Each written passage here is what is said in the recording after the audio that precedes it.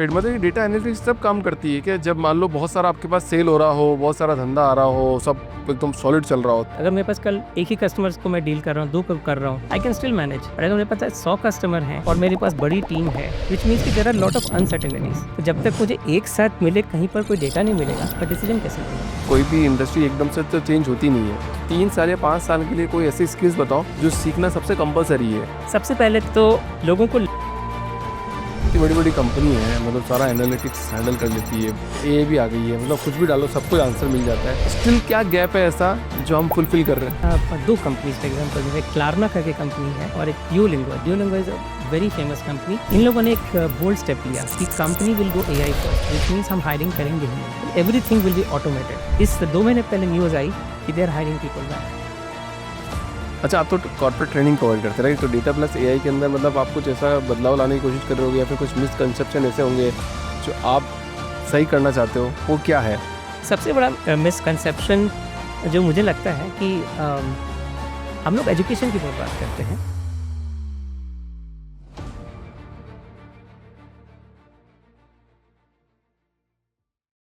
Amit sir, बहुत-बहुत स्वागत है आपका द फाउंडर्स ड्रीम के अंदर।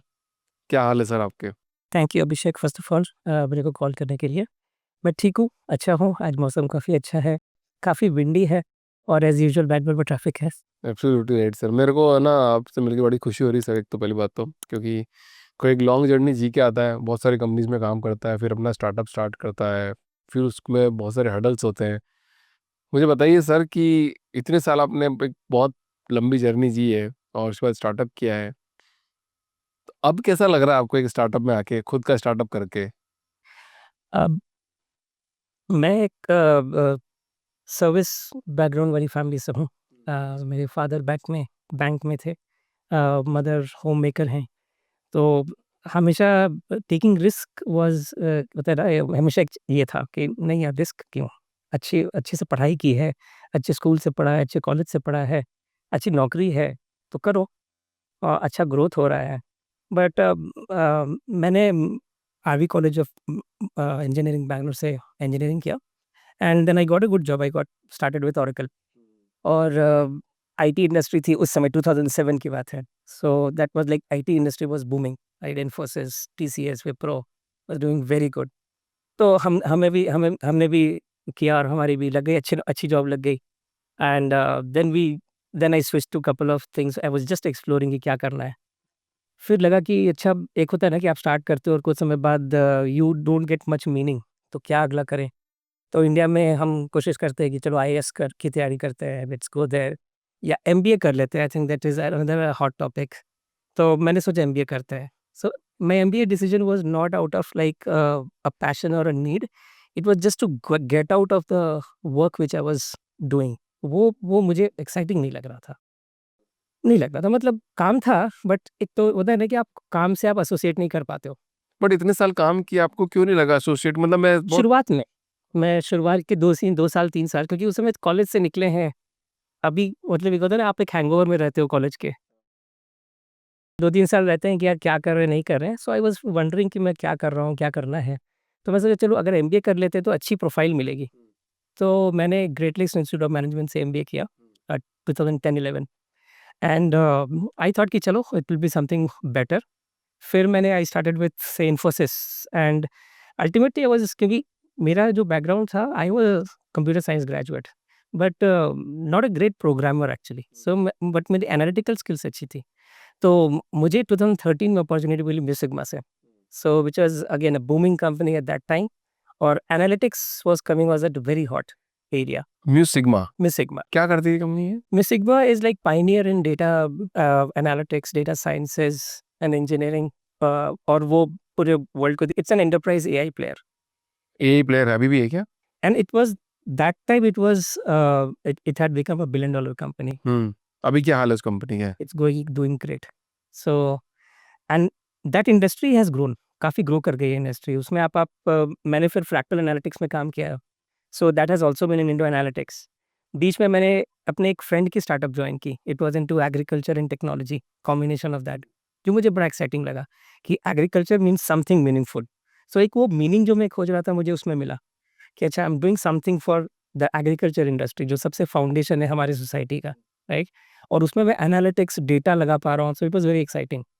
But that was very good. I think that was a good transformation जब मुझे लगा कि अच्छा मुझे काम में मीनिंग मिल रहा है। वो आपका टर्निंग पॉइंट था। वो it was one of the early turning points which are कौन से अराउंड ईयर की बात है ये? 2014-15 की बात है। टीन में? तो आई think that was the period जब मैं लॉन्गेस्ट किसी कंपनी में रहा, कितना ज़्यादा है? 3 साल। आपकी कंपनी चला रहे हो, आपको बोल दे कि यार मैं जा रहा हूँ छोड़ के, कैसा लगेगा आपको? So that is also a learning. So मतलब एक फ़ेज़ है जब मैं एम्प्लॉयी था और एक फ़ेज़ है जब मेरे अंडर एम्प्लॉइज़ हैं। So there was a lot of thing I realized कि जब आप एक एम्प्लॉयर बनते हो एंड यू रियलाइज़ कि वो ऐसा मैं क्यों सोचता था पहले, राइट? क्या क्या फाइंड किया आपने, क्यों सोचते थे ऐसा? ताकि सब लोगों को जवाब मिल जाए, उन लोगों का जो ये बात सोचते हैं कि यार मेरे को तो 1-2 साल ही कंपनी में रहना है। सी क्या होता है कि जब हम कंपनीज कहीं भी ज्वाइन करते हैं जॉब करने के लिए और स्पेशली जब आपका अच्छा बैकग्राउंड रहता है तो आप बहुत डिमांड करते हो अपने जॉब से। फॉर एग्जांपल हमारा हमेशा से लगता था यार प्रोग्रामर है ना, हम तो सीएस कंप्यूटर साइंस के हैं, हमें प्रोग्रामिंग अच्छी अच्छी करनी है, अच्छी जॉब करने से प्रोग्रामिंग मिले। बट मेनी टाइम जो रियल आपको जो जॉब मिलती थी कई बार आपको प्रोग्रामिंग नहीं मिलती थी। You have to do some mundane task, मतलब आपको शायद कुछ टेस्ट करना हो या मैनुअल बहुत सारे टास्क करने हो, which is also a reality today. आपको बहुत सारी कंपनीज़ में and there are like much more graduates, जो आपको बोलते हैं ना सप्लाई बहुत है, डिमांड कम है, right? So people and up doing jobs जो उनको नहीं करनी चाहिए as an engineer, right? As an engineer मतलब अगर आप थोड़े भी अच्छे कॉलेजेस से हो, आईआईटीज़ से हो, एनआईटीज़ से हो, सो आपसे एक्सपेक्टेशन है सोसाइटी की you will be building something, you will be building the future of the country, right? आप टेक्नोलॉजी बिल्ड करोगे, राइट? जो चाइना ने किया, like China has built technologies like anything, right? हम भी बना रहे हैं, I mean we are different country, different system, but I think जो स्किल है लोगों की और वही मेरी मेरी हमेशा रहती थी कि मैं अप्लाई कर पा रहा हूँ कि नहीं। मैं अपने आप को प्रिविलेज्ड मानूँगा कि आई गॉट गुड अपॉर्च्युनिटीज़, जिसमें कि I got opportunities to apply, but होता है ना कि मेरी भूख बढ़ती जा रही थी कि यार I need to put more impact और कुछ इम्पैक्टफुल काम करूँ। और उस पूरे समय में जब मैं बार-बार कंपनीज़ को मूव कर रहा था तो आई रियलाइज़ कि what does it take to stay in a company, right? मैं अपनी टीम को क्या अपॉर्च्युनिटीज़ दूँ? And upskilling came out to be one of the most important thing, जिस कारण से लोग टिकते हैं आपके पास। एज़ ह्यूमन बीइंग्स हम चाहेंगे कि हम नई चीज़ें करें, क्रिएट करें चीज़ों को, राइट? और जब तक हम क्रिएट कर रहे हैं, हम मोटिवेशन हमारा हाई रहता है एंड आफ्टर सम टाइम जब चीज़ें नॉर्मलाइज़ हो जाती हैं, तब अब बोर्डम शुरू होता है। और अगर मैं एज़ एन एम्प्लॉयर अगर मैंने वो चीज़ नहीं आइडेंटिफ़ाई किया और उस बंदे को स्किलिंग की अपॉर्च्युनिटी नहीं दी, there's a high chance that person will drop off, right? मतलब मुझे यही समझ में आ रहा है अमित सर आपसे बात करते वक़्त कि जैसे मान लो 1000 लोग हैं, 1000 लोगों का एक बैच निकला और इंजीनियरिंग का एक बैच निकला, वो अलग-अलग कंपनीज़ में प्लेस हुआ। मान लो एक ही कंपनी में प्लेस हो, बड़ी कंपनी में। तो वहाँ पे कुछ ही इंजीनियर ऐसे होंगे जो वास्तव में प्रोडक्ट बिल्डिंग का काम कर रहे होंगे। बाकी 99% लोग होंगे जो एक्सेल्स पे काम कर रहे होंगे। इतना भी नहीं, but I would say 80% Janata might not be doing that kind of engineering work जिसको कहते हैं। And that is also attributed जो हमारी हमारी जो इंडिया की जो ग्रोथ रही है आईटी इंडस्ट्री की, the common idea behind that was कि जो आउटसोर्सिंग का काम होता है, what the West, what it outsourced some of their work, which either they founded कि भाई ये तो बहुत रिपिटेटिव काम है, and second the salaries are too high in the west of an engineer. India में इंजीनियर आपको 1/12 के कॉस्ट पे मिल जाते हैं, राइट? और दूसरा आपकी जो कॉस्ट आर्बिट्राज आती है डॉलर टू आई रुपी की, राइट? उससे यू गेट गुड इंडियंस, क्योंकि इंडियंस आर एटलीस्ट पढ़ाई लिखाई में हर फैमिली में ये कल्चर है कि भाई अच्छे से पढ़ो, ठीक है, एक करियर लो। और एक समय में आप देखे होंगे कि इंजीनियरिंग कॉलेजेस बिल्कुल मशरूम कर रहे थे इंडिया में, right? Every may be every politician would go and start a engineering college. But वही होगा, क्वालिटी गिरेगी, स्टैंडर्ड्स गिरेंगे। आज भी एक स्टूडेंट 4 साल इंजीनियरिंग करके आता है, 4 साल, राइट? बट जब वो हायरिंग की बात आती है और उसके हायरिंग में सिंपल टेस्ट्स होते हैं, आपकी लॉजिकल अंडरस्टैंडिंग के, आपके कम्युनिकेशन के, लोग यहाँ फेल कर रहे हैं। अगर आप बोल नहीं पा रहे हो, there are people who are exceptional, brilliant लोग हैं, बट अगर आप human to human, interviews are still human to human, right? Right? One to one होता है और उसमें अगर आप बोल नहीं पा रहे हो, अपने आप को एक्सप्रेस नहीं कर पा रहे हो, देन इट्स गॉन। क्योंकि न्यू सिग्मा, फ्रैक्टल जैसी कंपनीज़ जो हैं वो फॉर्च्यून 500 के साथ काम करती हैं, right? Who are the like the companies who make money for the world, right? And like Walmarts of the world. तो उनके अगर प्रोजेक्ट्स में आपको काम करना है, सो सिर्फ टेक्निकल ब्रिलियंस से नहीं होगा। You should be good at communicating, talking to say the customer counterpart, email लिखना, अपने आप को एक होता है technical talking, right? Technical terms को आप कैसे लेमैन टर्म्स में समझा सकते हो सामने वाले को, राइट? तो ये स्किल्स बहुत इंपॉर्टेंट होती हैं। That's why when we I I started exploring this area, मेरी खुद की टीम्स मुझे अंडर स्किल्ड लगती थी। तो मैंने उन्हीं को मेंटर करना शुरू किया कि what will it take for you to perform better, क्योंकि आप अगर अच्छा परफॉर्म करोगे तो मेरी लाइफ अच्छी होगी। मेरी लाइफ अच्छी होगी तो मेरे बॉसेस की अच्छी होगी, इन कंपनी की अच्छी होगी। और आज मुझे वो चीज़ अपनी कंपनी में दिखता है कि अपस्किलिंग या फिर कंटिन्यूअस अपस्किलिंग जो बोलते हैं क्यों इम्पोर्टेंट है।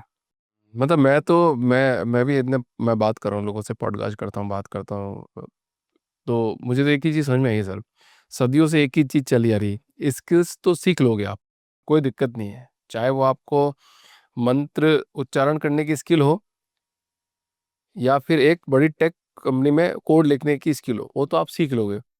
कम्युनिकेशन स्किल अगर आपकी बहुत स्ट्रांग रही ना, तब जाके आप सारा काम कर पाओगे। मैं भी मेरी कंपनी में जब हायर करता हूँ तो ये देखता हूँ कि बंदा बात कर पा रहा नहीं कर पा रहा, क्योंकि अगर मेरे को कम्युनिकेट करना है, ये करना है, वो बोलेगा, तो बाई भी मैच नहीं करेगी मेरी, मैं उसको मैसेज करूंगा, वो, आप समझ रहे हो, तो वो आगे उस प्रोसेस को लेके ही नहीं जा पाएगा। आज के टाइम में ये और इम्पोर्टेंट इसलिए हो जाती है क्योंकि आपके सामने एक बोलने वाली मशीन है। ये चैट जीपीटी, क्लॉड, जेमिनी अब हर कोई यूज़ कर रहा है। बच्चा बच्चा मेरी बेटी यूज़ करती है चैट जीपीटी अपने मैथ के प्रॉब्लम्स को सॉल्व करने के लिए, ठीक है?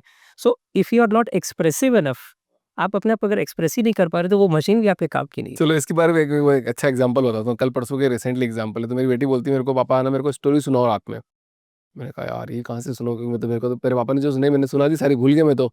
मैं कहा चैट जीपीटी से बात करते हैं, मैं कहा चैट जीपीटी अकबर बीरबल की स्टोरी सुनाई जाए, तो उसने एक स्टोरी सुनाई। अब वो जब बात कर रही थी तो बोली पापा फील ही नहीं आ रहा, आपने सुन ली ना, अब मेरे को वापस सुनाओ वापस। हुँ। और ये एक बहुत बड़ा चैलेंज है कि हम कहीं ओवर रिलाई तो नहीं कर रहे इन सिस्टम्स पे। अब याद है हमारे बचपन में हमारी नानी-दादी कहानी सुनाई करती थी, राइट? नानी कहानी सुनाओ, या मेरे दादाजी, वो बहुत क्रिएटिव थे इन terms of on the spot कहानियाँ प्रोड्यूस करने के लिए। और आप सोचो वो चैट जीपीटी आज है, वो भी ऑन द स्पॉट क्रिएट करता है। बट उनके समय में था कि he had to rely on his head thoughts, और हमारे में कि वो थॉट्स ही प्रोड्यूस नहीं हो पा रहे। अगर वो थॉट्स ही प्रोड्यूस नहीं होगा तो ये ब्रेन क्या करेगा फिर? दुनिया समझ नहीं पा रही है, सबकी सोची समझी साजिश होती है कि मतलब आपको कैसे दबाया रखा है, कैसे दबा के रखा जाए। वो लोग नहीं समझ पा रहे, जो नहीं समझ पा रहे वो हमेशा दबे रहेंगे, जो समझ पा रहे हैं वो थोड़ा आगे बढ़ जाएंगे। और आने वाले टाइम पे तो मैं बता रहा हूँ सर, कुछ चंद ही लोग होंगे ऐसे पूरे वर्ल्ड में जो इस पूरी दुनिया को कंट्रोल कर रहे होंगे, और आज ही वही सिचुएशन है वैसे, बट आने वाले टाइम पे और खतरनाक होने वाली है, जिसका आइडिया कभी भी नहीं लग पाएगा। उसका एक और एग्जांपल देता हूँ, मैं आपसे बात करूंगा क्योंकि मेरे को थोड़ी सी क्यूरियोसिटी हो गई। एक बंदे ने बोला कि मेरे 90 लाख की सैलरी है, मैं गुड़गांव में रह नहीं पा रहा हूँ, बेंगलोर में रह नहीं पा रहा हूँ, पता है क्यों? 90 लाख की अगर किसी की सैलरी होगी तो 40 लाख तो गवर्नमेंट ले लेगी, बचेगा 50-60 लाख रुपए। आपके पास इन हैंड आएंगे 5 लाख रुपए। अगर आपने अच्छा कमाया तो आपके पास एक घर होगा और एक गाड़ी होगी बढ़िया। घर होगा तो 4 BHK होगा, 4 BHK होगा तो कम से कम उसकी ईएमआई आएगी 2.5 से 3 लाख रुपए। प्लस आपकी गाड़ी होगी तो लाख रुपए उसकी ईएमआई होगी, 4 लाख रुपए आपके वहाँ चले गए, बचे आपके पास 1 लाख रुपए। अब 1 लाख रुपए इंटू 12 कर लो तो बचे 12 लाख रुपए। अब 12 लाख में आपको बच्चों की पढ़ाई भी करानी है, घुमाना भी फिराना है उसको, सब कुछ कराना। तो दो सबसे बड़ी महंगी चीज है, घर और गाड़ी, ये आपने ले लिया, आपके पास पैसा का बचा, आप तो मनी ट्रैप में फंस गए। चाहे आप 50 लाख की सैलरी कमा रहे हो, चाहे 1 करोड़ की सैलरी कमा लो, चाहे 1.5 करोड़ की सैलरी कमा लो, आप उसी ट्रैप में फंसे रहोगे, आप कभी बढ़ नहीं पाओगे। और दूसरी सबसे बड़ी बात कि अगर नौकरी चली गई तो आप फिर जो बहुत बड़ी पॉसिबिलिटी आज बनती जा रही है, जो आप देखेंगे कि सॉफ्टवेयर इंजीनियर्स जब 2020 का कोविड हुआ था, 2020, 2021, 2022, ये 3 साल के पीरियड में आपने देखी होगी हायरिंग कितनी ज़्यादा स्पेस पे हुई और कितनी स्टैगरिंग सैलरीज़ पर हुई। सो इट्स लाइक 2 साल का software engineer was demanding 13 lakhs, 35 lakhs eight that time, and companies were high low, क्योंकि पैसे जो थे फ्री में बह रहे थे। फंडिंग जो है फ्री में आ रही थी। बट आफ्टर दैट जब चैट जीपीटी भी आ गया 2022 में, सडनली इट अपीयर्ड कि इतनी ज़्यादा ओवर हायरिंग कर ली क्योंकि एआई तो ये सारे काम कर रहा है। तो जॉब स्टार्टेड बीइंग स्लैश्ड, और आप देखोगे कि पिछले साल भर में कितनी नौकरियाँ गई हैं। अब आप बताओ, आपने जब स्टार्ट किया इतना टाइम भी बिता लिया, सबसे बड़ा चैलेंज क्या है आपको? तो, मैं और मेरे को-फाउंडर प्रतीक, हम लोग दोनों पटना से हम लोग स्कूल फ्रेंड्स रहे हैं। और हम दोनों का एक कॉमन अलाइनमेंट था कि सिखाना है, ट्रेन करना है, ठीक है? और टेक्नोलॉजी दोनों को पसंद थी, तो हमने सोचा कि स्टार्ट कर देते हैं और हमें पहला कस्टमर मिल गया, सो थ्रू आवर नेटवर्क और हमने स्टार्ट कर दिया। बट साल भर हमने एक ही चीज़ को रिपीट पे, क्योंकि ये जो इंडस्ट्री होती है ट्रेनिंग की, उसमें there is a set audience जिसको आपको एक सेट करिकुलम होता है, आपको सिखाना होता है। स्कूल में कैसे होता है, टीचर साल दर साल एक ही करिकुलम कराते हैं। तो एक टाइम के बाद ये रिपिटेटिव और बोरिंग हो जाता है। और ये 1 साल के बाद हमें रियलाइज़ हुआ कि यार स्टार्ट तो कर दिए, अब कैसे आगे बढ़ेंगे? क्योंकि एक होता है आपका मेरी वॉइस ऑलमोस्ट कुछ समय के लिए चली गई थी बिकॉज़ ऑफ सोर थ्रोट, इतना बोलना पड़ता था। तो आई रियलाइज़ कि this can not be the future. और वो सबसे बड़ी चैलेंज थी कि how do I switch from this model to a model which जो सस्टेन करेगा। तो उस समय हमने क्या किया, मैंने करियर का भी एक ब्रेक लिया था और उस ब्रेक में जस्ट मार्केट को समझने की कोशिश की। और मार्केट में अलग-अलग तरीके के मॉडल्स मिले, प्लेयर्स मिले। एक मॉडल है जैसे स्केलर, जिसमें कि आपको बच्चों को बुलाता है and they will teach you 6 months, 8 months जो भी ये प्रोग्राम करेंगे और फिर आपको तैयार करके प्लेस करेंगे, राइट? बट वो मार्केट है जिसमें कि आपको स्टूडेंट्स आपके पास आते हैं and these people are not hired. दूसरा होता है जब आप हायर क हो जाते हो कंपनी में और कंपनी का जो एकेडमिक एरिया होता है एल&डी, लर्निंग एंड डेवलपमेंट, राइट? ये लर्निंग एंड डेवलपमेंट टीम्स की हमेशा रिक्वायरमेंट रहती है कि मेरे बंदे टॉप्स नॉच बंदे रहें, क्योंकि वो हेल्प करता है उनको बेस्ट प्रोजेक्ट्स जीतने में, राइट? तो हमने सोचा कि आई थिंक उनको अगर सही से सिखाना है, राइट? और इनके पास टाइम नहीं रहता, क्योंकि ये कंपनीज़ में इतना है, वर्कलोड भी रहता है, स्ट्रेस भी रहता है। तो अगर आपको सीखना है, तो सीखने के लिए तो आपको समय चाहिए, राइट? कंपनीज़ वांट कि भाई मेरे बंदे बेस्ट बंदे रहें हों, बट समय निकालना सबसे बड़ा चैलेंज। और हम अगर ट्रेनिंग लेते हैं और बोलते हैं कि भाई 2 घंटे 8 घंटे आप आओ, जो ट्रेडिशनल ट्रेनिंग का मार्केट है, उसमें एक कॉर्पोरेट ट्रेनर आएगा, सुबह-सुबह 9 बजे स्टार्ट होगा और वो 6 से 8 घंटे चलता है, सुबह शाम के 6 बजे तक एंड लोग स्पेसिफिकली क्लासरूम में आते हैं। बट आप देखेंगे कोविड के बाद ये मॉडल पूरी तरह से डिसरप्ट हो गया, राइट? सो कंपनीज़ भी सोची अच्छा अल्टरनेटिव मॉडल है, ऑनलाइन मॉडल है, जिससे कि लोगों को हम सिखा सकते हैं। और इन दी एंड सीखने के लिए तो सेल्फ मोटिवेशन तो चाहिए ही चाहिए कहीं न कहीं, राइट? आपको वहाँ बैठने के लिए। तो हमने सोचा कि क्यों ना इस ऑनलाइन मॉडल को लेवरेज करें। और ऑनलाइन में क्या होता है, बहुत सारी इंडिपेंडेंस आ जाती है। आप स्क्रीन शेयर कर सकते हो। स्क्रीन शेयर करके आप बहुत सारे यूनिक प्रॉब्लम्स पे डिस्कस कर सकते हो। तो हमने क्या किया, let's start from the place जो मैंने अपने करियर खुद में जब मैं दूसरे साइड पे था, राइट? तो मैंने सोचा कि मुझे क्यों क्या प्रॉब्लम्स होती थी? मैं क्यों ट्रेनिंग्स अटेंड नहीं करना चाहता था, राइट? सो आई अंडरस्टूड कि भाई ट्रेनिंग्स बहुत मोनोटोनस होती है, राइट? तो उसको और दूसरा कि रेलेवेंस नहीं होता। मैं काम कर रहा हूँ मान लो वॉलमार्ट के प्रोजेक्ट में, जो कि रिटेल की कंपनी है, और आप मुझे सिखा रहे हो क्रिकेट पे, आईपीएल पे। तो ठीक है, मैं कुछ तो समझ जाऊँगा बट मैं कॉन्टेक्चुअलाइज़ फिर भी नहीं कर पाऊँगा। तो can you help me learn as per my need? ठीक है? सो वो हमने शुरू किया, तो फिर हमने क्या किया, मैंने अपना एक्सपीरियंस, प्रतीक ने अपना एक्सपीरियंस, और हमने एक नेटवर्क बनाया था एसएमईज़ का, सब्जेक्ट मैटर एक्सपर्ट्स का।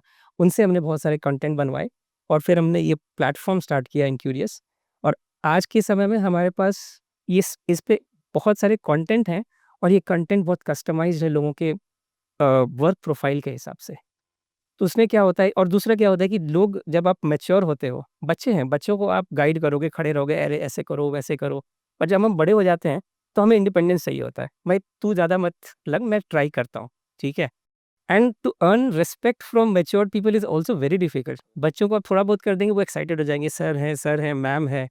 But when you are in corporate training, you are dealing with people, you may be aged more than you. वो बोलेंगे ये कल का लड़का आया है और मुझे सिखा रहा है, राइट? ईगो आ जाता है। सो और लर्निंग में ईगो नहीं होनी चाहिए, राइट? सो अब मैं हमारी कंपनी में क्या है कि मेरे से जूनियर बंदे हैं, पर वो कुछ ऐसा चीज़ जानते हैं जो कि हम नहीं जानते हैं सही। Why can't you learn from a junior who is showing a different skill? बहुत मुश्किल चीज़ में हो सर आप, ये तो खतरनाक वाली है। तो और तो इसीलिए हमने किया कि ठीक है, why not we give a platform. उस प्लेटफ़ॉर्म पे हम बहुत सारे कंटेंट दें, अलग-अलग जॉब पर्सोनास के। डेटा एनालिस्ट एक जॉब होता है, डेटा इंजीनियर एक जॉब होता है। अभी एआई इंजीनियर सबसे ज़्यादा उभर रहा है जॉब में, राइट? तो और जॉब्स चेंज होती रहती हैं। तो स्पेसिफिक जॉब से रिलेटेड कौन से ऐसे टॉप प्रॉब्लम्स हैं, राइट? लोग अगर आप मार्केट में देखेंगे, हर वीडियोज़ बहुत हैं, ट्यूटोरियल वीडियोज़ बहुत हैं। बट अगर आप खोजने जाएँगे कि प्रॉब्लम्स कितने हैं, बहुत कम प्रॉब्लम्स दिखेंगे। तो हमने क्या किया, let's focus on building these problems, discovering this problems from the industry. कोई प्रॉब्लम बताओ एक जैसे। सप्लाई चेन ले लीजिए, कोई भी कंपनी ले लीजिए, राइट? आप वॉलमार्ट ले लीजिए या यहाँ पे रिलायंस ले लीजिए। जो स्टोर पे सामान आता है, लोग खरीदते हैं, राइट? डेली यूज़ के सामान होता होगा। कुछ सामान आप मान लीजिए मंथली खरीदारी करते होंगे, राइट? तो ये जो सामान आता है उस स्टोर से कितनी खरीदारी हो रही है, कितनी डिमांड जनरेट हो रही है, राइट? ये एक एनालिटिक्स का प्रॉब्लम है, जिसमें कि कंपनी को अगर ये जानना है कि मुझे, क्योंकि मेरे पास स्टोर साइज़ तो लिमिटेड है, राइट? स्क्वायर फीट तो लिमिटेड है, उसमें कौन-सा सामान आना है, उसके लिए मुझे जानना है कि कौन-सा सामान बिक रहा है, राइट? उसके मुझे अगर उसकी बिक्री के हिसाब से कि भई मेरा जो पीछे का जो गोडाउन है, वो हर दूसरे दिन रिप्लेनिश हो जा रहा है, मीन्स कि हर दूसरे दिन खाली हो जा रहा है। सो व्हिच मीन्स कि आपको कम्युनिकेट करना है अपने लॉजिस्टिक्स पार्टनर को कि भई हर दूसरे दिन यहाँ पे ट्रक आ जाना चाहिए। वो कम्युनिकेट करेगा आपके जो डिस्ट्रीब्यूटर है, वेयरहाउस वाले से, कि वहाँ पे एक्यूमुलेट हो जाना चाहिए। वो कम्युनिकेट करेगा मैन्युफैक्चरर से। मैन्युफैक्चरर्स भी रिस्क ले रहा है, वो क्योंकि उसको अपनी मैन्युफैक्चरिंग कैपेसिटी प्लान करनी है। So he would need to know कितने यूनिट्स प्रोड्यूस करने हैं।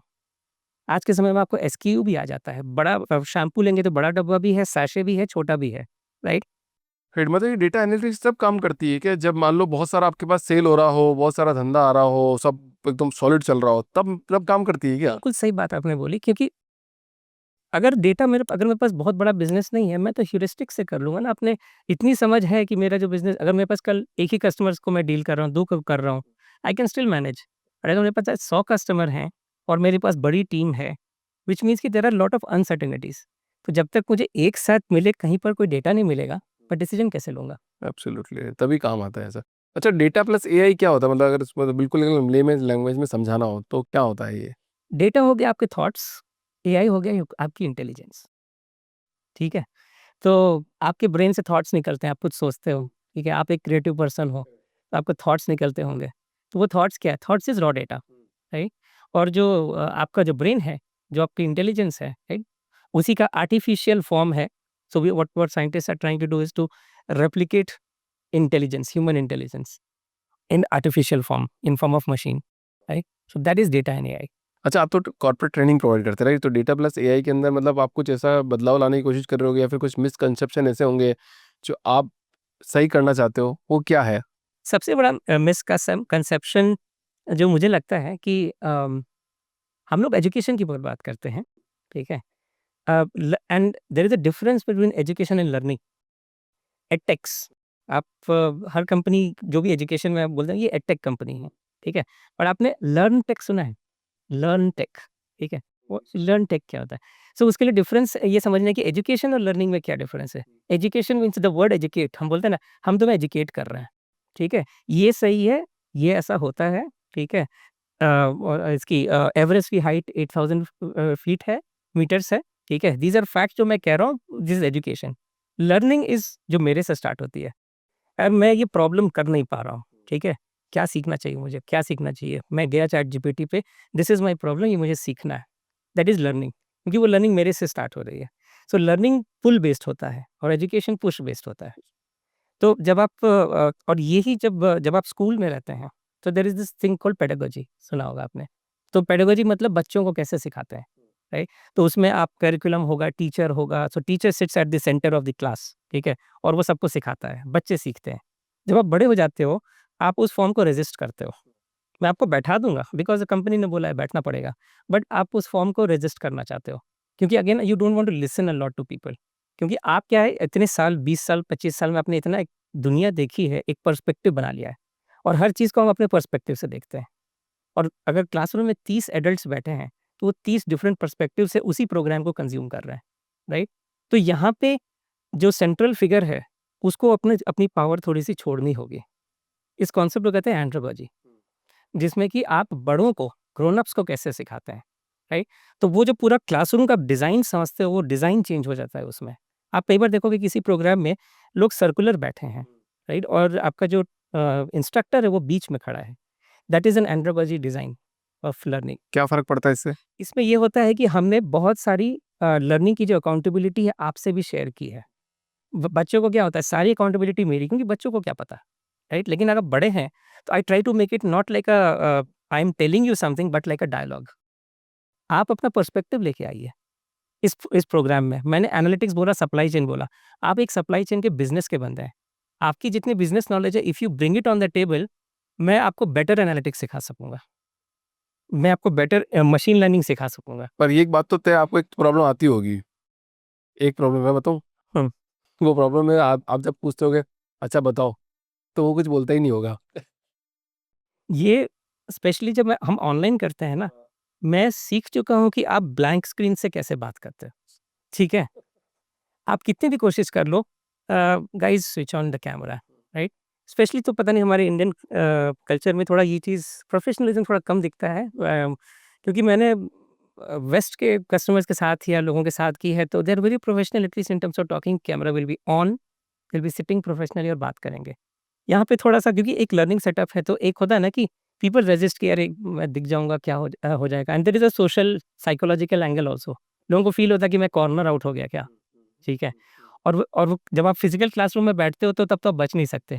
लेकिन वर्चुअल में आप बच सकते हो एक by switching off the cameras straight away. मतलब वो आदमी नर्वस हो जाता है वहाँ पे सबसे ज़्यादा कि अब मैं यार बोलूँ क्या, मेरे को क्या पूछ, मेरे को ऐसा सवाल पूछ लिया जाएगा, अगर मुझे नहीं आया तो सिंपल बता तू मुझे नहीं आता, पर उसको लगेगा चार लोग क्या सोचेंगे। और तो यही सब ये जो 4 लोग सोचेंगे वाली चीज़ है ना, ये मतलब समझिए कि जनरेशंस और जनरेशंस को खाई जा रही है। लेकिन आज के समय में आप जब आपके पास एआई है, तो आपको ये क्वेश्चन पूछना ही नहीं चाहिए। क्योंकि आपको किसी किसी भी दूसरे बंदे से बात करने की ज़रूरत नहीं है। टॉक टू दिस टूल, ठीक है? तो मैं बोलता हूँ कि अगर आप सीखने के समय में अगर आप टाइमलाइन में देखें तो you are in the golden moment of that. कोई बंदा कुछ भी सीख सकता है। और जैसे इंटरव्यूज़ होता है ना, इंटरव्यूज़ में एक्सपेक्टेशन क्या हुआ करती थी कि you should know a lot. अब क्या है ना कि how much you can ask, it has changed. कोई बंदा और क्योंकि देखिए कोई भी बिज़नेस होता है, किसी भी बिज़नेस में आपका भी बिज़नेस है, आप कोई भी काम आप चाहते होंगे भाई काम मेरा जल्दी से जल्दी हो जाए। क्योंकि यू हैव सम आइडियाज़ कि आपको लगता है कि ये मेरा काम हो जाएगा तो मेरा अगला बिज़नेस आएगा। और आइडियली एज़ अ फाउंडर आप चाहोगे मैं चुटकी बजाऊँ और हो जाए, राइट? तो इट्स ऑल अबाउट स्पीड, आप कितनी जल्दी कर पाते हो।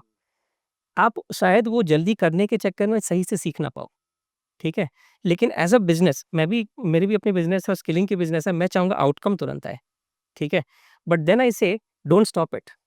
ये भी देखो कि वो आउटकम कैसे आया और उस सिस्टम ने जो आपको दिया, आप उसको क्रिटिक करो। लोग वो पार्ट भूल जाते हैं। एक वो आपने शायद आप भी अपने देखो शाका लाका बूम बूम की पेंसिल आती थी ना, वो आज हर फाउंडर के हाथ में है एक्चुअली, कि वो ऐसे ड्रॉ करता है, वो बना बन जाती है, वो आज का एरा ऐसा ही चल रहा है। बिल्कुल, बिल्कुल।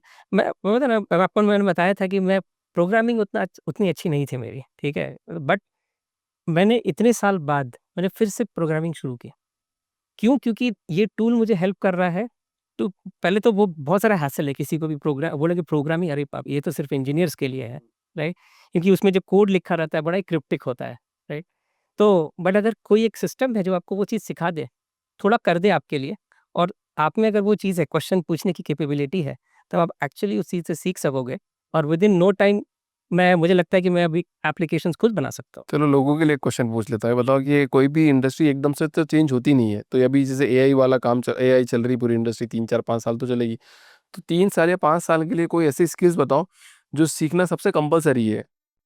सबसे पहले तो अ लोगों को लॉजिकल अंडरस्टैंडिंग और जो एनालिटिकल कैपेबिलिटी होती है। फॉर एग्ज़ाम्पल कैट के एग्ज़ाम का या फिर बैंकिंग एंट्रेंस एग्ज़ाम्स का लोग प्रिपेयर करते हैं। तो उसमें वो डेटा इंटरप्रिटेशन के क्वेश्चन्स आते हैं, चार्ट्स रहता है, टेबल्स रहते हैं। क्या आप उनको इंटरप्रेट कर सकते हो? ठीक है? आपको इंटरप्रिटेशन स्किल्स क्योंकि आप किसी भी डिपार्टमेंट पर है, कोई भी कंपनी किसी भी डिपार्टमेंट में जॉइन करें, आपको डेटा के साथ काम करना ही होगा। एक्सेल पे आपको काम करना ही होगा, राइट? सो आपको डेटा एनालिसिस बहुत अच्छे से आनी चाहिए। आप ये नहीं बोल सकते कि यार नहीं ये मेरा एरिया नहीं है क्योंकि शीट आपके पास आएगी ही। आपके बॉस आपसे रिपोर्ट्स माँगेंगे ही, तो आपको बनाना पड़ेगा। तो analytical skill is very important. Second would be critical thinking which means अभी के समय में आपके पास सॉल्यूशंस तुरंत मिल जा रहे हैं आपको। वो हम लोग ट्यून्ड है ना कि मैथ का प्रॉब्लम आए सॉल्यूशन आ जाए। फिज़िक्स का प्रॉब्लम हम लोग सॉल्व करते थे, यार सॉल्यूशन मिल जाए, राइट? एक बार सॉल्यूशन मिल गया तो उसकी इंटरेस्ट खत्म हो गई इस प्रॉब्लम की। लोग बोलते हैं ना कि the journey is so important not the destination और इस टूल्स एआई के आने से सबसे बड़ी चैलेंज क्या हुई कि आपको डेस्टिनेशन तुरंत मिल जा रहा है। तो आप वो जर्नी स्किप कर जा रहे हो and then you are just being a zombie जो कॉपी पेस्ट कर रहा है। सो क्रिटिकल थिंकिंग अगर आप करोगे, सो आपकी जो thinking it is going one level up. तो अब क्या है कि पहले मैं कोड करता था, अब एआई कोड करेगा जो मेरा जूनियर है, इट्स एन इंटर्न 24/7 इंटर्न जो आपके लिए काम करेगा। आपके पास क्रिटिकल थिंकिंग है तो आप ये डिसाइड कर सकते हो उसने जो काम किया सही किया कि नहीं किया। फैक्ट चेकिंग हम गूगल करते हैं ना, आजकल गूगल कम कर दिया हमने, ठीक है? But Google is where actually the human knowledge is, right? और सारी नॉलेज आज के समय में कोडिफाई हो गई है बिकॉज़ ऑफ दिस, राइट? सो आपको फैक्ट चेकिंग आनी चाहिए, तो वो हो गई क्रिटिकल थिंकिंग। और तीसरी जो होती है वो है फर्स्ट प्रिंसिपल्स थिंकिंग। मतलब ये हमने म्यू सिग्मा में सीखा था, हमें सिखाया गया था कि you can be thrown into any situation, right? आप कैसे उस सिचुएशन से वर्क अराउंड करोगे? कंसल्टिंग में एनालिटिक्स कंसल्टिंग में प्रॉब्लम्स वन लाइनर आते हैं। फॉर एग्जांपल एक प्रॉब्लम आया वॉलमार्ट का कि हमारे साउथ वेस्ट के रीजन में जो सेल्स है it is dropping for the past 1 week. Sales dropping for Walmart सोचिए मिलियंस एंड मिलियंस डॉलर्स का नुकसान है, right? That's one line statement. आपको सीधा वो वन लाइन स्टेटमेंट दे दिया, बोलेगा सॉल्व करो। आप कैसे करोगे? So how do you build that structured thinking, ठीक है? जिसको कहते हैं फर्स्ट प्रिंसिपल्स थिंकिंग। इसके फ्रेमवर्क्स आते हैं, जो अब देखोगे जैसे मैकेंजी, बीसीजी के कंसल्टेंट्स होते हैं, they can solve any industry problem. उनकी एक प्रॉब्लम आज उन्होंने माइनिंग की इंडस्ट्री की प्रॉब्लम सॉल्व की, अगली वो एफएमसीजी का सॉल्व करेंगे, उसका अगला शायद वो टेलीकॉम का सॉल्व कर रहे होंगे। कैसे कर ले रहे हैं? एक बंदा इतनी इंडस्ट्रीज़ के प्रॉब्लम कैसे सॉल्व कर रहा है? तो फ्रेमवर्क्स आते हैं प्रॉब्लम सॉल्विंग के। तो ये प्रॉब्लम सॉल्विंग के अगर आप फ्रेमवर्क सीखते हो, then you can basically be a problem solver जो हर कंपनी खोजती है। मैं बोलता हूँ ठीक है, आप मार्केटिंग के बंदे हो, ठीक है, दैट इज़ योर जॉब। आप कोडर हो, that's your job. But in the end you are solving a problem for me, for the company. So ये स्किल्स अगर आप साथ लेके एनालिटिकल थिंकिंग, क्रिटिकल थिंकिंग और आपके ये थर्ड वाला जो आया, ठीक है? उसके ऊपर एक और है जो कि थोड़े इंजीनियर, थोड़े टेक्निकल माइंडसेट के लोगों के लिए सिस्टम्स थिंकिंग। आप कैसे एक थॉट है, आपने उसको एक एप्लीकेशन में कन्वर्ट कर दिया। क्योंकि आप एज़ अ बिज़नेस आपको कहीं कहीं न कहीं लगता होगा मेरा भी ऐप होता, राइट? मेरा क्योंकि उसमें मेरे पूरे सिस्टम, मेरे कंटेंट सब कुछ चलता है, तो कहीं न कहीं आपको टेक्नोलॉजी की ज़रूरत पड़ती है। और उस समय आपको ऐसे बंदे चाहिए होंगे जो सिस्टम्स थिंकिंग में अच्छे हों। तो पूरी जो हमारी जो ह्यूमन की जो थिंकिंग है ना, जो इंटेलिजेंस है, it is actually being uplifted AI के आने से। अगर आप अपलिफ्ट नहीं कर रहे हो, तो if you are not updating, you will get outdated. That's the whole तो मेरे को एक सवाल यहाँ पे एक और आ रहा है सर कि मान लो इतनी बड़ी-बड़ी कंपनी है, मतलब सारा एनालिटिक्स हैंडल कर लेती है, लोग भी स्किल्ड है, एआई भी आ गई है, मतलब कुछ भी डालो सब कुछ आंसर मिल जाता है। स्टिल क्या गैप है ऐसा जो हम फुलफिल कर रहे हैं? सबसे बड़ा चैलेंज कि आप अगर देखेंगे एक कंपनी 2 कंपनीज़ का एग्ज़ाम्पल दूँगा, एक क्लारना करके कंपनी है और एक ड्यूलिंगो है। Duolingo is a very famous company language learning की। हम काफ़ी इंस्पायर्ड उस कंपनी से, उनके सिस्टम जैसे उन लोगों ने बनाया। इन लोगों ने एक बोल्ड स्टेप लिया कि company will go AI first, which means हम हायरिंग करेंगे ही नहीं लोगों के, ठीक है? And company everything will be automated. काफ़ी बोल्ड स्टेप था, ठीक है? जो कि एआई का ड्रीम जिसको बोलते हैं किसी भी कंपनी को, कि भाई लोग नियर ज़ीरो रहें और मेरे रेवेन्यू स्काई हाई रहें। उससे अच्छी सिचुएशन क्या हो सकती है? बिकॉज़ स्टिल ह्यूमन और हेडकाउंट आपके सबसे बड़ा कॉस्ट है। तो हटा दिया इन लोगों ने एंड साल भर देयर वाज़ नो न्यूज़ ना। इस 2 महीने पहले न्यूज़ आई कि they are hiring people back, ठीक है? क्या क्यों हो गया ऐसा क्या? एआई तो सब कुछ कर रहा था। व्हाट हैपेंड इज़ कि जब आप एक क कस्टमर हैं और आप उनकी वेबसाइट पे जाते हैं और आप कस्टमर सपोर्ट जो होता है, वो एआई स अब आ गया है। AI starts replying you everything. But आपको ये समझ में आ जाता है कि it is AI not human. तो वो जो कनेक्ट है ह्यूमन टू ह्यूमन, वो कहीं न कहीं कट हो जाता है। ट्रस्ट कस्टमर नहीं कि मुझे मुझे यार एआई से बात करना है, मेरे लिए लोग कहाँ हैं? तो कस्टमर को जो स्पेशल फ़ील कराने वाली बात होती है ना, अब वहाँ पे ह्यूमन अगर नहीं है, so you are gone. So you can point is कि एक ह्यूमन जो आपके पास काम कर रहा है, उसका एक स्किल सेट है जिसको हार्ड स्किल बोलते हैं और फिर सॉफ्ट स्किल है। हार्ड स्किल चाहे आप रिप्लेस कर भी दोगे, सॉफ्ट स्किल कैसे करोगे? So what they mentioned, they changed this year their line कि the responses are generated by AI. Whenever you need a human, he'll be available. मतलब अगर आपको ज़रूरत है, हम हैं। ये मैसेज मिसिंग था एंड साल भर में उनके they had a lot of loss from the customers. Same thing Duolingo के साथ हुआ और it's actually a big dilemma founders के लिए आज के समय में, क्योंकि एआई प्रॉमिस दिखाता है, बट इन द एंड आप एक्सट्रीम स्टेप लोगे तो यू देयर स्टिल जो बोलते हैं ना कि the trust angle, the emotional, अभी भी आप सिस्टम बना लोगे, एप्लीकेशन बना लोगे, क्या पता एआई ने कुछ मैलिशियस कोड बना दिया और आप साइबर अटैक्स होते ही रहते हैं, आपकी कंपनी खत्म अगले दिन। सो जो लोग बोलते हैं ना कि ऑटोनोमस एआई सब कुछ बना देगा जो आप नहीं चाहिए, ऐसा नहीं है। But at the same time जो एक बुक मैंने पढ़ी थी, एवरेज इज़ ओवर, जिसमें जिसमें यही कहा गया कि there is a rich layer of this society, that is the middle class and is the lower class, and the middle class is dissolving, ये डिसॉल्व हो रहा है एंड इट इज़, ये इतनी ज़्यादा स्ट्रेच होना है, तो या तो आप सीख करके ऊपर लेयर में चले जाओ, नहीं तो आप नीचे खिंच जाओगे। So middle is over. So आप इसलिए जो स्किलिंग है कि you have to continuously upskill and upskill to a level कि जब आप you are still in control of AI rather than being slaves. मेरा एक फैशन का ब्रांड है सर, कुर्तीज़ का ब्रांड। हाँ। सो हम भी यही डिस्कस कर रहे थे, या तो प्रोडक्ट बना लो प्रीमियम कैटेगरी जो 7-8 हज़ार रुपये का हो, या बना लो 400-500 रुपये का। अभिषेक जी, मिडिल क्लास हमने जो डेटा निकाला, मिडिल क्लास बनाएंगे कोई लेने के लिए रेडी नहीं है, मतलब पूरा बिल्कुल गायब आपका। नैनो ने ये ट्राई किया था ना, Nano tried to build a car for the average Indian, ठीक है? लोगों ने बोला कि यार ये तो ऑटो जैसा लग रहा है, ठीक है? अगर थोड़े से भी मेरे पैसे होंगे तो I will go for Maruti 800, why do I go for this? यही हुआ। करेक्ट, या तो बहुत चीप होना चाहिए या बहुत प्रीमियम होना चाहिए, आज के टाइम पे ऐसा हो गया। और दूसरी चीज़ एआई के बारे में आपने जो कंपनी का एग्जांपल दिया सर, मैं एक सिंपल सा बात करना चाहता हूँ यहाँ पे, वापस थोड़ा लोगों को बैक में लेके चलते हैं। मेरा ऐसा है कि द फाउंडर्स ड्रीम और द पावरफुल ह्यूमंस में मैं लोगों का माइंडसेट ही तोड़ना चाहता हूँ वापस। रामायण काल था, महाभारत काल था, उसके पहले भी बहुत सारे काल थे।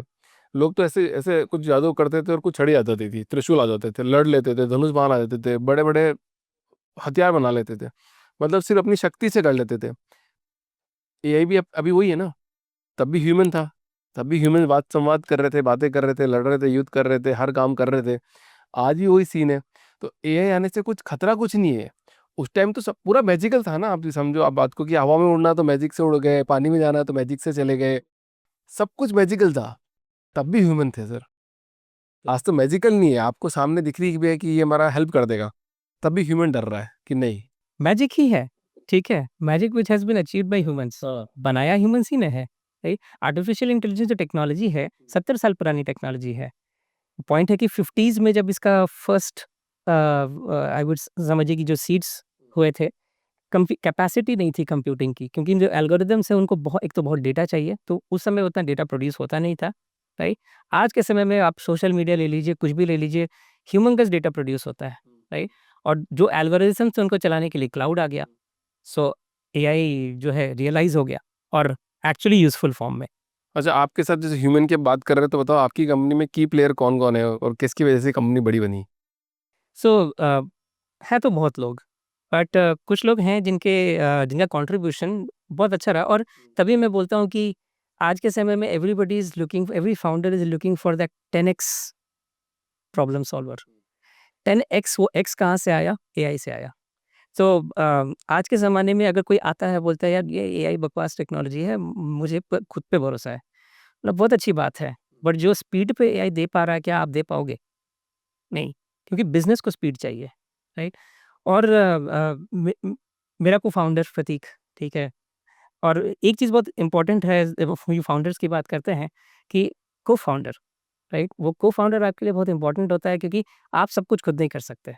मैंने जब स्टार्ट किया था, मैंने कॉर्पोरेट ट्रेनिंग्स लेनी शुरू की थी, मैं दिन भर क्लासेस लेता था। बट अगर मैं दिन भर क्लासेस ले रहा हूँ तो कस्टमर से कौन बात कर रहा है, राइट? हमारे ऑपरेशंस कौन देख रहा है? सो मेरा को-फाउंडर प्रतीक वो ये करता आया है तभी से। तो कॉम्प्लीमेंट्री स्किल्स बहुत इम्पोर्टेंट होती है, अगर आप एक फाउंडिंग टीम बनाते हो, राइट? तो वो एक बहुत बड़ा सपोर्ट सिस्टम है मेरा। उसके अलावा 2 और बंदे ऐसे हैं, और ये दोनों बंदे बहुत यंग हैं। हमारे उनमें करीब 10-12 साल का अंतर होगा। बट जो उनमें वो सीरियसनेस और वो जो एक होता है ना, ओनरशिप की कैपेबिलिटी होती है, और जो वो लोग जो कन्विक्शन लेके आते हैं। हमारा इंजीनियर है जिसने वो हमारा पूरा प्लेटफ़ॉर्म बनाया, सौरभ, ठीक है? तो एक तो वो बहुत बड़ा कन्विक्शन लेके आता है, एंड सेकंड वन इज़ सोमानंदा, जो कि हमारा रिसर्च का हेड है। और ये दोनों बंदे मतलब ऐसे कि क्या प्रॉब्लम है बताओ, हो जाएगा। I mean every founders dream कि आपके पास ऐसे बंदे रहें जो बोले प्रॉब्लम क्या है, हो जाएगा, ठीक है? And second, uh, not having yes men's around you, ये बहुत इंपॉर्टेंट होता है कि लोग आपके लिए क्रिटिकल हो। मैंने बोला कि यार क्रिटिकल रहना, ठीक है? अगर कुछ इट इज़ पॉसिबल कि हम कुछ ऐसे डिसीजंस लें, but to ensure transparency, and these guys ये हमेशा मेरे पीछे रहे, ये ठीक नहीं हो रहा, ये आपको क्या लगता है सही हो रहा है, नहीं हो रहा है करके। सो इतने यंग एज में इतना ज़्यादा एक ओनरशिप लेना और ऑर्गनाइज़ेशन के बारे में सोचना, एंड ये लोग बिल्कुल फ्रेश, मैंने इनको रिक्रूट किया था, फ्रेश आउट ऑफ कॉलेज, और ये पूरे होम ग्रोन हैं। तो आई थिंक इन ये 3 लोग जो है मेरे अलावा, आई थिंक इन लोगों का काफ़ी बड़ा कंट्रीब्यूशन है हम लोग जो आज हैं। तो अमित जी, इस पॉडकास्ट के कुछ चंद सवाल और है। बिल्कुल सर। ये बताओ 4-5 साल का मिशन विजन क्या है आपका पहले तो? डेफ़िनेटली ग्लोबल जाना, दैट्स आवर नंबर 1 विज़न। क्योंकि लर्निंग ऐसी चीज़ है कि it's a global thing, right? ये कोई इंडिया या यूएस, यूके की बात नहीं है। सो इसीलिए हमने सिस्टम्स में इन्वेस्ट किया, इसलिए हमने इनक्यूरियस में इन्वेस्ट किया कि हम एक ऐसा सिस्टम बनाएँ, ऐसा लर्निंग सिस्टम बनाएँ जो कि लोगों को पुल करे for the love of learning, ठीक है? और वो भी जो बोलते हैं ना ग्रोन अप्स को, बच्चों में बड़ी क्यूरियोसिटी होती है, लेकिन बड़ों में वो कम होती जाती है because of hundreds of things. Family हो गई, शादी हो गई, काम है, हज़ार चीज़ें हैं। तो जो मी टाइम नहीं मिल पाता लोगों को। बट क्या मैं जो भी लोगों को समय मिल पा रहा है, क्या मैं उनको वो जो आधा घंटा मिल पा रहा है, क्या मैं उनको एक अच्छा प्रॉब्लम दे सकूँ एंड क्या वो उस चीज़ को सेल्फ सीख सकें?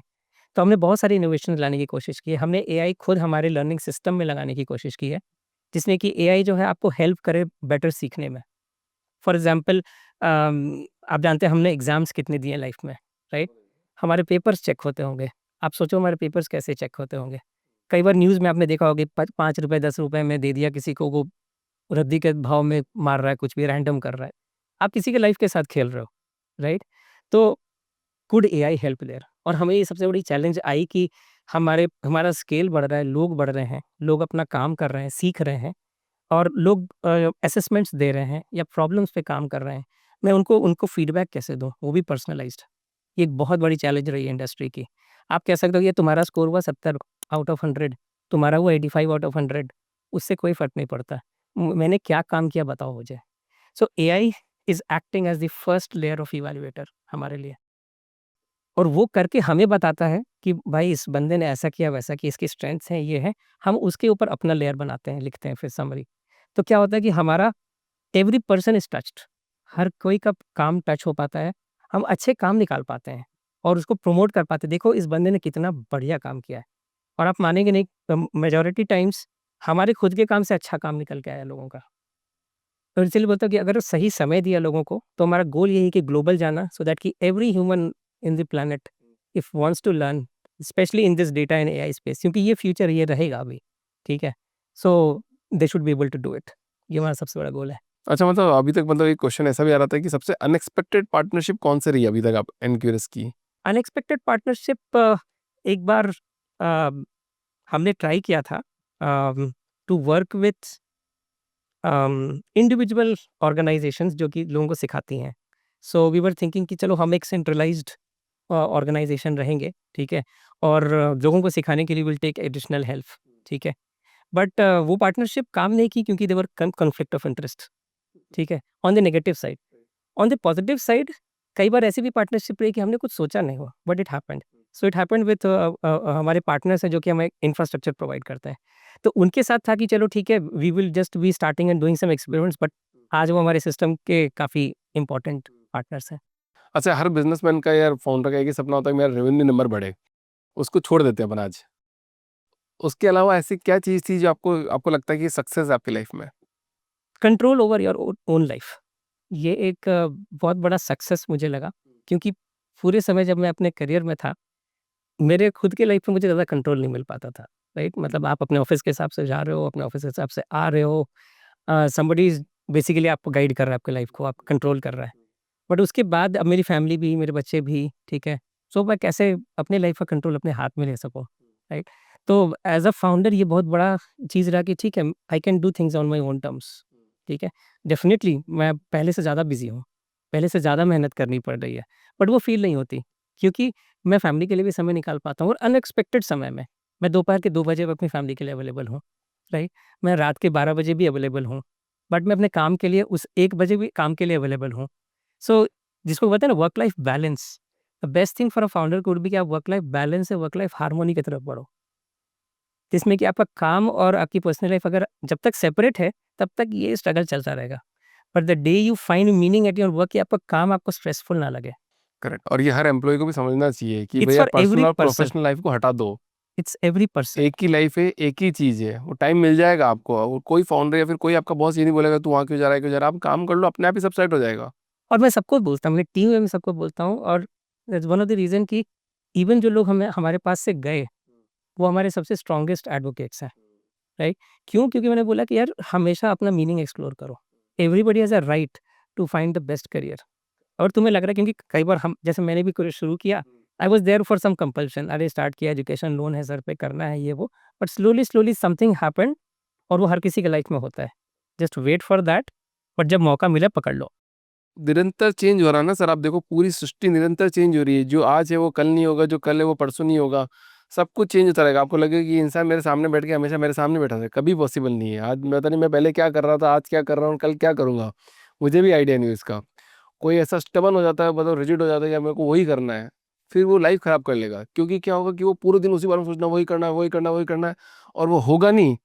फिर आपका दिमाग खराब, और पता पड़ा कि आपने 5 साल बर्बाद कर दिए। बिल्कुल। और फ्यूचर यही है, द पास्ट आप देखेंगे कि सोसाइटी में जो वर्क कर रहा है, जो शेप रहा है, वो काफ़ी चेंज हुआ है। इंडस्ट्रियल एज जो था, या हमारे मेरे फादर का एज का समय अगर कहेंगे, उनको पाँचों दिन ऑफिस जाना है, उस समय में बैठना है, फाइल है उसमें लिखा-पढ़ी करनी है, बट सिस्टम स्लो था। फिर आया आपका इन्फॉर्मेशन टेक का एज, हम जैसे लोगों का एज, इसमें कि हम भी ऑफिस गए, लेकिन अब हमारा हाइब्रिड हो गया है। जो अगला आएगा, जो जॉब जनरेट भी नहीं हुए हैं, वो आएगा, जैसे हमारे बच्चे या हमारे अगले जनरेशन जो हैं, everybody will be a single person founder. That should ideally the world should go that way, क्योंकि आपके पास टूल्स अवेलेबल हैं, टेक्नोलॉजीज़ अवेलेबल हैं, लेकिन वो चीज़ क्रिएटिव नहीं है। वो आपके थॉट्स जो हैं। बट जिस हिसाब से स्टिल पॉपुलेशन बढ़ रही है, तो वही आपने जो बोला ना, जो खाई है वो ऐसे ही रहेगी। आप टॉप पे वही रहेंगे, वही चला रहे होंगे, बाकी सब मेजर उसी चक्कर में या काट तो रहे फिर हो। इंडस्ट्री, इस इंडस्ट्री में नहीं है, बहुत सारी ऐसी इंडस्ट्रीज़ हैं, आप जा सकते हो। मेरे फ्रेंड्स हैं जो फार्मर्स बने, राइट? वेरी मीनिंगफुल जॉब, कीजिए बिल्कुल, बट यहाँ अगर आए, देयर इज़ अ चॉइस। कुल मिला के मतलब बात ये है कि मतलब बस एक पर्पस ढूंढ लो, अगर उसमें आप अगर खुश हो तो सब सेट है, अगर खुश नहीं हो उसमें तो सेट नहीं है। कीप ट्राइंग, बस वही है कि आप देखते रहो। वो क्योंकि लाइफ गिव्स यू, पता है, मौका देती है, नॉक होता है, बट अगर आप नहीं सुने, तो फिर अगला नॉक का वेट करो, ठीक है? और वो होता है कि एक रिस्क फैक्टर आपको लेना पड़ता है। मैं बोला ना कि मैं जो बैकग्राउंड से था, रिस्क नहीं, बट लेकिन नहीं यार, एक तो बनता है, तो ठीक है। सो या दैट्स हाउ इट तो इज़। बहुत बहुत धन्यवाद अमित जी, आपका थैंक इस यू अभिषेक पॉडकास्ट सर। में आने के लिए। और एक छोटी सी ऑडियंस से बात कर लेते हैं। देखो हम लोगों ने एक पॉडकास्ट की इंडस्ट्री वैसे भी बहुत बढ़ रही है, और शायद कम से कम भी 10 से 15 साल ही पॉडकास्ट इंडस्ट्री चलती रहेगी। और आपको पता है, जैसे मैंने भी द फाउंडर्स टीम स्टार्ट किया, the powerful human channel start किया, और वो दोनों रैपिडली बहुत सुपर तरीके से ग्रो किए बिकॉज ऑफ यू। सो हमने भी एक पॉडकास्ट आपके लिए, पॉडकास्ट का एक कोर्स लेके आए हैं हम लोग। अगर आपको पॉडकास्ट का कोर्स करना है तो एक डिस्क्रिप्शन बॉक्स में एक लिंक दे रखा है, आप उस पर क्लिक करना, और आप वो पॉडकास्ट का कोर्स बाय कर सकते हो और अपना खुद का पॉडकास्ट स्टार्ट कर सकते हो कि कैसे गेस्ट को बुलाना है, बात कैसे करनी है, क्वेश्चंस क्या होने चाहिए, और उसकी एंड डिलीवरी क्या होगी, और लोग आपको देखेंगे क्यों। अभी बटन पे क्लिक करो और एक कोर्स को बाय करो। So thank you so much sir, Amit ji. Thank you Abhishek sir.